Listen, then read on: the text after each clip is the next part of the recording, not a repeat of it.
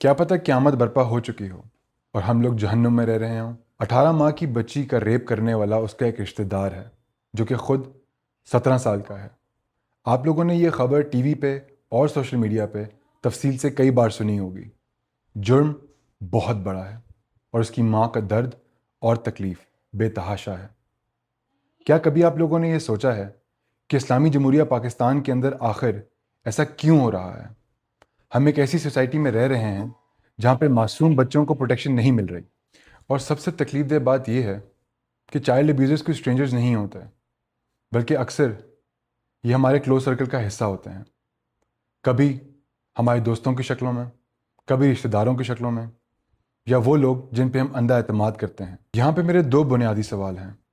ایسا کرنے والے شخص کے دماغ میں کیا چل رہا ہوتا ہے؟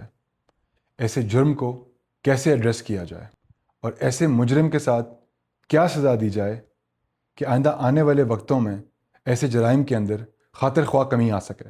اور اس کے ساتھ ساتھ ماں باپ اور کیئر ٹیکرز ایسے کون سے اقدامات اختیار کر سکتے ہیں جن سے وہ اپنے بچوں کو ایسے درندوں سے محفوظ کر سکیں؟ اس کے لیے سب سے پہلے ہمیں یہ سمجھنے کی ضرورت ہے کہ ہر سیکس آفینڈر ایک جیسا نہیں ہوتا۔ دیر از نو سنگل کرمنل برین۔ کچھ کیسز میں offenders are sexually attracted towards kids.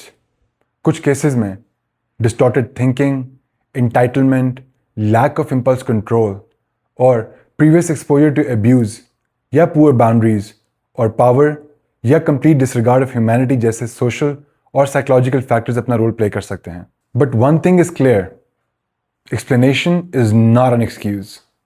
کسی بھی انسان کا back ground trauma, mental health, childhood problems یا لیک آف ایجوکیشن اس کو اس چیز کی اجازت نہیں دیتی کہ وہ کسی بھی بچے کے ساتھ ایسا سلوک کر سکے۔ انفارچونیٹلی چائلڈ ابیوز ایک گلوبل کرائسس بن چکا ہے، کیونکہ وکٹم بہت ہی چھوٹا ہوتا ہے اور ولنریبل ہوتا ہے۔ اسی لیے ہر سوسائٹی کی عوام سخت سے سخت سزا جیسے کہ کیمیکل کیسٹریشن، لائف امپریزنمنٹ اور ڈیتھ پینلٹی جیسی سزاؤں کی ڈیمانڈ کرتی ہے، and rightly so. If someone deliberately destroys the safety and innocence of a child, they already have forfeited their right to live in that society۔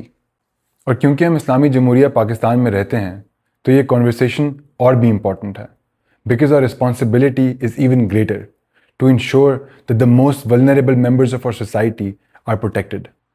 And unfortunately ہم family reputation کو child safety سے ہمیشہ اوپر رکھ دیتے ہیں، جس کی وجہ سے طاقتور accountability سے بچ جاتا ہے، and unknowingly اسلام کے لیے بھی ہم لوگ ایک رانگ ریپرزنٹیشن بن جاتے ہیں۔ ہم سب سے زیادہ کانٹرڈکشن خود کریٹ کرتے ہیں۔ ہم خود اپنے بچوں کو کنفیوز کرتے ہیں یہ بول کے کہ انکل ہیں، سلام کر لو، ساتھ چلے جاؤ، ہگ کر لو یا کینڈی لے لو، یا پھر یہ بولنا کہ بڑے کبھی بھی غلط نہیں بول سکتے۔ یہ غلط ہے۔ We don't teach our kids that everybody is not safe to be around, اور ہم کبھی یہ نہیں سکھاتے کہ غلط بات کو غلط بولنا ضروری ہے، چاہے سامنے والا بڑا ہی کیوں نہ ہو۔ بچوں کو کائنڈنس اور رسپیکٹ کے ساتھ ساتھ باؤنڈریز اور سیلف پروٹیکشن بھی سکھائیں۔ یہ صرف سوسائٹل ایشوز نہیں ہیں، یہ پیرنٹل ایشوز بھی ہیں۔ We really need to teach safety awareness to our kids. جب تک ہم گھروں میں یہ کانٹرڈکشن ختم نہیں کریں گے تب تک سسٹم سے انصاف کی امید چھوڑ دیں، and that's the real change جو گھر سے اور سوچ سے شروع ہوتا ہے اور ہوگا۔ آئی ہوپ کہ میرا یہ میسج آپ سب کو بہت کلیئرلی سمجھ آئے گا۔ Thank you so much for the day.